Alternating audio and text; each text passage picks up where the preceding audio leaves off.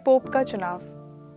जब कोई पोप मर जाता है या इस्तीफा दे देता है तो कैथोलिक चर्च का शासन कार्डिनल्स कॉलेज के पास चला जाता है। कार्डिनल दुनिया भर के बिशप और वेटिकन के अधिकारी होते हैं जिन्हें पोप द्वारा व्यक्तिगत रूप से चुना जाता है। संत पिता के पद में रिक्ति के बाद कार्डिनल वेटिकन में बैठकों की एक श्रृंखला आयोजित करते हैं जिन्हें सामान्य मंडली कहा जाता है।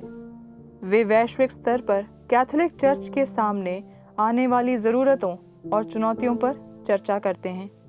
वे आगामी पोप चुनाव की तैयारी भी करेंगे जिसे कॉन्क्लेव कहा जाता है। सदियों से पोप कॉन्क्लेव का उपयोग यह सुनिश्चित करने के लिए किया जाता रहा है कि सेंट पीटर की सीट के अगले उत्तराधिकारी और कैथोलिक चर्च के प्रमुख को प्रार्थना और पवित्र आत्मा के मार्गदर्शन के माध्यम से चुना जाए।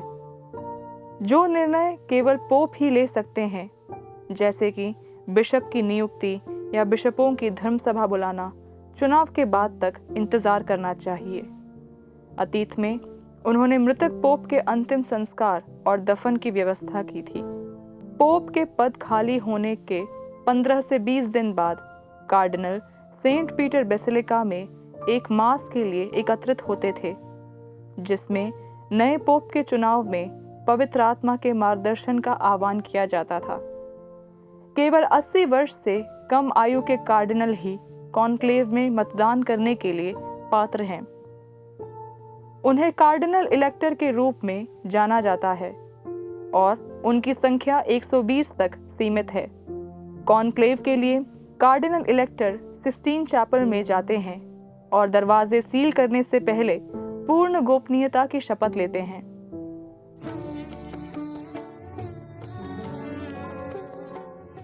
आधिकारिक तौर पर अगले पोप के लिए उम्मीदवारों को केवल कैथोलिक और पुरुष होना चाहिए। हालांकि वास्तव में सदियों से कार्डिनल के रैंक से ही संत पिता चुने जाते रहे हैं। पोप बनने के लिए कोई आयु सीमा नहीं है। कार्डिनल गुप्त मतदान द्वारा मतदान करते हैं। माइकल एंजेलो के अंतिम निर्णय के भित्ति चित्र के सामने एक एक करके मतदान करते हैं, प्रार्थना करते हैं और 2 बार मुड़े हुए मतपत्र को एक बड़े प्याले में डालते हैं। हर दिन 4 दौर की मतदान प्रक्रिया होती है जब तक कि किसी उम्मीदवार को 2/3 मत प्राप्त नहीं हो जाते। प्रत्येक मतपत्र का परिणाम जोर से गिना जाता है और रिकॉर्डर के रूप में नामित 3 कार्डिनल द्वारा रिकॉर्ड किया जाता है। यदि किसी को आवश्यक 2/3 मत प्राप्त नहीं होते, मतपत्रों को काले धुएं का उत्पादन करने के लिए रसायनों के मिश्रण के साथ चैपल के पास एक स्टोव में जला दिया जाता है। काला धुआं देखने से बाहर के लोगों को पता चलता है कि निर्णय नहीं हुआ है।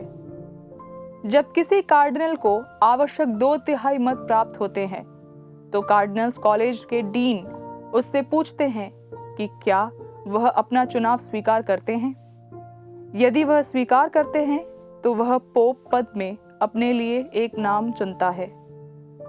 उस समय मतपत्रों को जलाते समय सफेद धुआं निकलता है। बाहर खड़े लोगों के लिए यह एक संकेत है कि नया पोप का चुनाव हो गया है।